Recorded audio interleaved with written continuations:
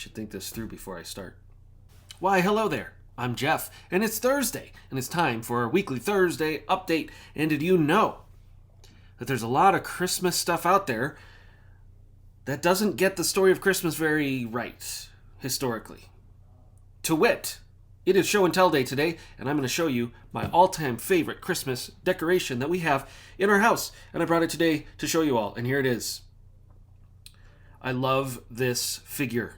Look at it. Just look at how breathtaking it is. How beautiful it is. The artistry. The historical, complete inaccuracy of it. I love it. I love that Joseph looks like he's 70 years old. And I love that he looks like a Boston Cape Cod fisherman. He looks like the guy from your Gorton Fish Sticks box. The deep sea fisherman Mary and Joseph figurine. Yours for 4 easy payments of $19.99. Actually, I think this cost us like $10. But the other thing I love about it, the hurricane lantern, because, you know, that was a thing. And if you look closely, baby Jesus has reddish blonde hair, because of course he did. Come on now. Mary and Joseph lived in the Middle East. Joseph was of marrying age, probably in the rabbinical tradition, which would put him in his late 20s. He wasn't an old man. They didn't have white skin. They were not Western European. We need to get our history right so that the story can really be the story. But I love putting that out there because it just makes me chuckle at how history has gone and how we tend to take things out of their context to put them in our context to make sense to us instead of actually learning what really happened and what it really was like. And so I was telling Elisa here in the office that I was going to do this today and show this. And she made a comment in a very appropriate way and not critical too much, but basically that the more she spends time with me, the more she's looking for what's wrong with things. And I thought, that's fair. I don't just want to be a critic. I want to be a positive influence in you if you watch these kind of videos. So I'm going to read to you legitimate history. This comes from St. Augustine, Augustine, however you want to say his name. He is also known as Augustine of Hippo. And he was one of the early church fathers. And here's comments he made in a sermon on the Nativity in about 412 AD.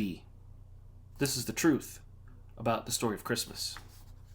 The maker of man became man, so that he, the bread, might be hungry, that he, the fountain, might thirst, that he, the light, might sleep, that he, the way, might be wearied by the journey, that he, the truth, might be accused by false witnesses, that he, the judge of the living and the dead, might be brought to trial by a mortal judge, that he, justice itself, might be condemned by the unjust, that he, discipline, might be scourged with whips, that he, the vine, might be crowned with thorns, that he, the foundation, might be suspended upon a cross, that the fount of courage might be weakened, that all the believer's security might be wounded, that life itself might die.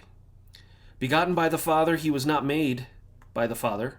He was made man in the mother whom he himself had made, so that he might exist here for a while, sprung from her who could never and nowhere have existed except through his power. That is the story of Christmas. That is the theological background of Christmas. Early church father reminded us, and he was far closer to the event than we are, exactly the meaning of Christmas. And so I didn't just want to pick apart the things about Christmas that we get wrong, which I actually do love to do that, but I also wanted to provide for you a positive reinforcement for your Advent time. So, if you have a chance to think about the incarnation, you totally should. And if you have a chance to notice when we get it really wrong, I guess that's okay too, because we need to get back to what's real and what's true. Now, here is what is real and what is true about what is going on here at Grace Church in December.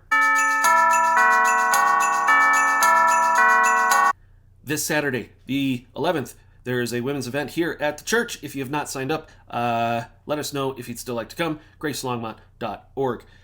Christmas Eve services, December 24th, will be 4 o'clock and 6 o'clock here at the church. In the sanctuary, we will be doing our candle lighting at the end of those services. We don't want you to miss that. Sunday, December 26th, the day after Christmas, we're going to be having one service at 10:15. So if you want to come out to church the day after Christmas, that's when we will be having our services.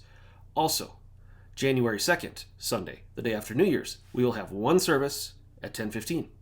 So we'd love for you to be here for those. If you're in town, if you have family in town, that's how we'll be doing services those 2 Sundays. Until next time, I'm Jeff. You're you. God is God. And Joseph did not come from Massachusetts.